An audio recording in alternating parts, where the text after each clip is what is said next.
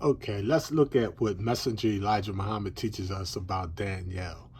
This is a sloppy picture. I guess I could give Danielle afro. How about that? Let's give Danielle. Let's give him a bow tie also. What the heck? Fruit is best. All right. Danielle and prophecy. All right.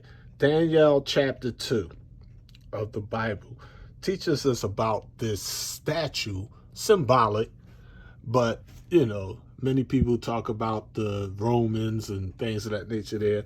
But the Honorable Elijah Muhammad gave us his cosmology and theology of this particular statue. So what I want to share with y'all is the messenger's message on this age of mess regarding Daniel chapter 2. First, the world teaches and believes that Daniel was a prophet written in the Bible. The Honorable Elijah Muhammad say no. He explained in a chapter titled Await that Daniel was actually one of our 23 scientists, that he was a God black man that wrote these prophecies in symbolic terms to give us a better understanding of the world in which we live in this day and time.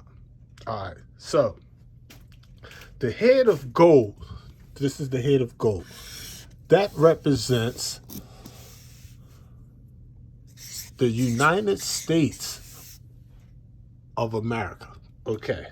So the head of gold, according to Messenger Elijah Muhammad's worldview, is a symbol of North America, the United States of America as it's known. All right. Now, the silver arms, I guess I could have put better arms on there, but the silver arms and breasts represents the standard of silver in the world in which we live. Let's put in brackets gold. All right. The silver represents the standard of England. All right. So the silver, the breasts and arms of silver represents England. What do the thighs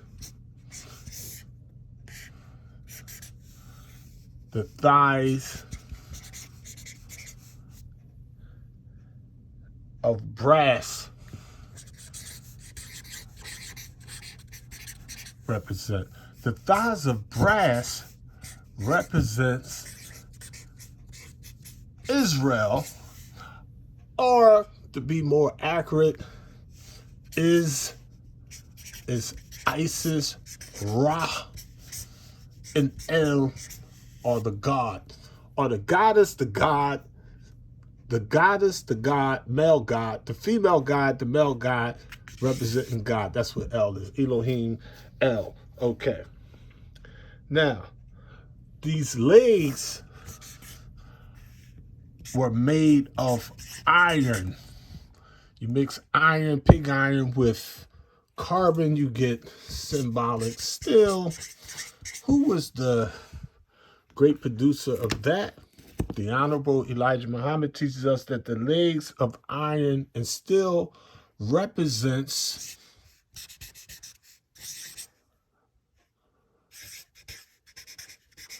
the germ, or the germ man, or the Germany. All right.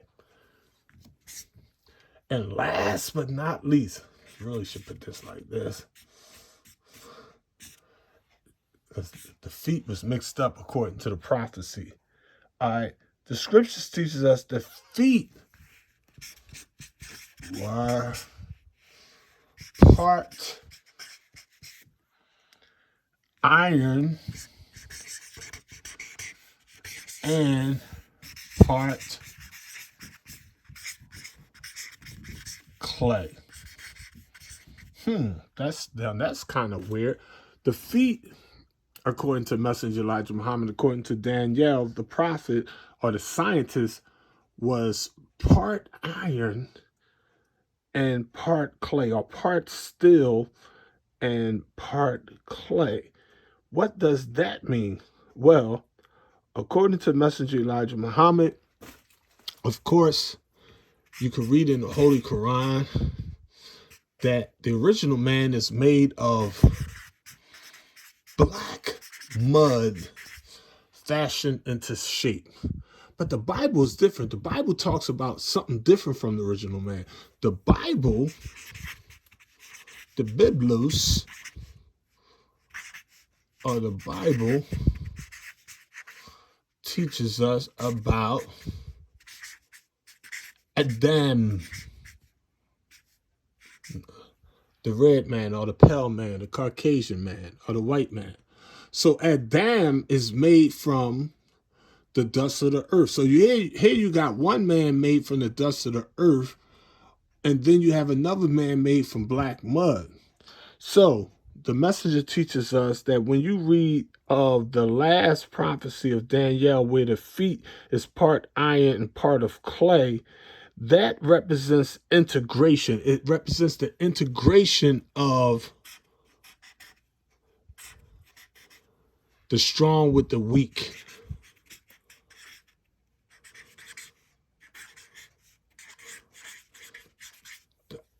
The iron with the clay. So the iron is strong, but it don't have nothing to bond with, because you got the so-called American Negroes, the so-called African Americans still mixed in. You gave the Native American Indians reparations. You gave them some land to call their own. You gave the Japanese Americans reparations. You gave the Cubans reparations. You know, America backed the Germans giving out reparations to Israel. Everybody on earth got there. They even gave reparations to the Japanese who were put in intern camps. Now, I mean, everybody got reparations except the so-called, we say so-called, so-called Negro. Malcolm X explained Negro means dead. I mean, you know, whatever form you want to put it, the Latin, Greek, whatever. Now, I mean, so the gold head represents the United States of America. The chest and the arms represents England. That's the silver. The thighs of brass represents Israel. The strong legs represents Germany, and the mixture of the feet that was part iron or part strong and part clay or part weak represents the African Americans or the so-called American Negroes, according to the theology and cosmology of Messenger Elijah Muhammad. Let's get into this science, fam. Daniel condemned the pseudoscientists of his day and time. In Daniel chapter 2, verse 26, he explained to the king, he explained that the king answered and said to Daniel, whose name was Belshazzar, art thou able to make known unto me the dream which I have seen, and the interpretation thereof? Daniel answered in the presence of the king, and said, the secret which the king hath demanded cannot the wise men, the astrologers, the magicians, the soothsayers show unto the king? But there is a God in heaven that revealeth secrets, and maketh known to the king Nebuchadnezzar what shall be in the latter days. Thy dream and the visions of thy head upon thy bed are these. As for thee, O king, thy thoughts came into thy mind upon thy bed, what should come to pass hereafter. And he that revealeth secrets maketh known to thee what shall come to pass. But as for me, this secret is not revealed to me for any wisdom that I have more than any living, but for their sakes that shall make known the interpretation of the king, and that thou mightest know the thoughts of thy heart. The forgotten dream recovered. Thou, O king, sawest, and behold a great image. This great image, whose brightness was excellent, stood before thee, and the form thereof was terrible. This image's head was of fine gold, his breast and his arms of silver, his belly and his thighs of brass, his legs of iron, his feet part of iron and part of clay. Thou sawest till that a stone was cut out without hands, which smote the image upon his feet that were of iron and clay, and brake them to pieces. Then was the iron, the clay, the brass, the silver, and the gold broken to pieces together, and became like the chaff of the summer threshing floors, and the wind carried them away, that no place was found for them. And the stone that smote the image became a great mountain and filled the whole earth. The Fall of America, chapter 32, page 131 and 132. Babylon could have been saved, but she was not. Messenger Elijah Muhammad teaches us, quote, the charges against ancient Babylon, according to her history, were that she persecuted and imprisoned the Jews. She brought them into captivity from Jerusalem after the taking of Jerusalem by Nebuchadnezzar. Nebuchadnezzar was also punished for his part in the enslavement. According to the ancient history of Babylon, King Nebuchadnezzar had among the Jews whom he held in captivity Daniel, a prophet of Israel. The king did not love Daniel and his prophethood, but he was able to get Allah's prophecy of the destruction of Babylon from Daniel. But remember, he still held Daniel as a slave and a prisoner with the other common Jews. Under King Belshazzar, Daniel was still alive and was used for the revealing of God's aims and purposes against Babylon. After studying the history of the destruction of ancient Babylon under these two kings, we have a very good graphic picture pointing to a future people and country. The words, quote, we would have healed Babylon, but she is not healed. Do not say why she was not healed. Was there a possible chance for the Babylonians being forgiven because of the evils done to the Jews, the sacking of Jerusalem, the destruction of their temple, and the bringing out from her temple sacred vessels to be used for sport under Belshazzar's reign? Could this crime of the Babylonians be forgiven? And if not forgiven, what does this teach us? Is not the history of ancient Babylon, unforgiven evils, a sign that a future enslavement of God's people, meaning the American so-called Negro, will not be forgiven? The Fall of America, chapter 33, by Messenger Elijah Muhammad. Modern Babylon is falling.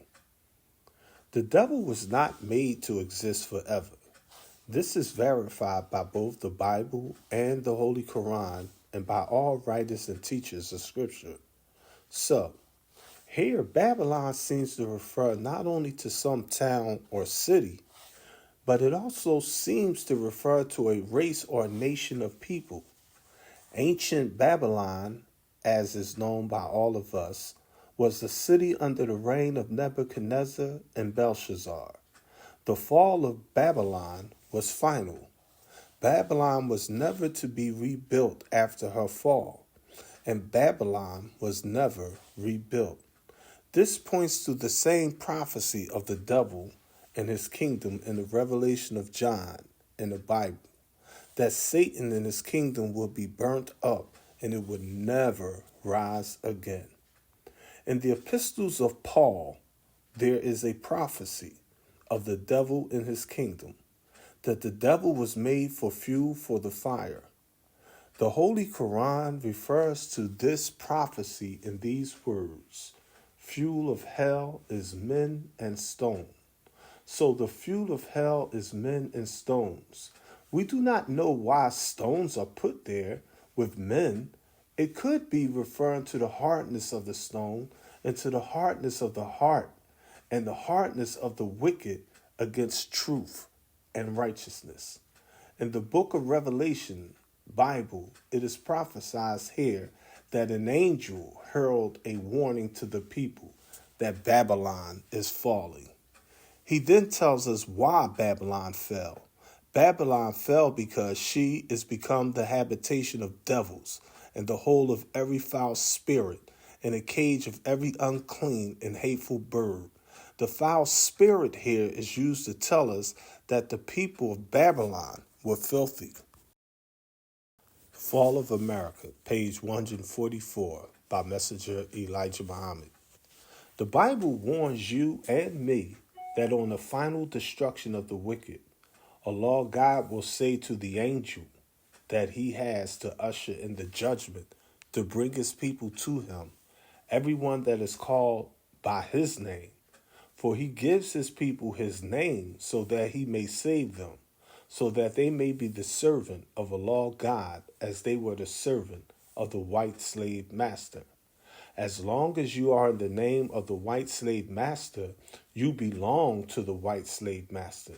And regardless to what you believe, and regardless to how mighty you think that you are, you will not be accepted by the black people and the God of our black people if you have the name of white people and if you are in the religion called Christianity. The fall of America is now going on. She is falling. The cause of her fall is universally known, as it was with ancient Babylon. The fall of ancient Babylon was known. The great prophet Daniel, the mouthspeak of God, was in her midst, and his people, meaning the Jews, were enslaved. In ancient Babylon, according to history, during the reign of Nebuchadnezzar and Belshazzar, the Jews suffered under the ruthless law of these two kings against the Jewish God, religion, and people. These two rulers of ancient Babylon disrespected everything regarding the sacred religion and worship of Jehovah by the Jews. They took Jerusalem and captured the nobles of Israel. They raided and sacked the city and the Jews' house of worship.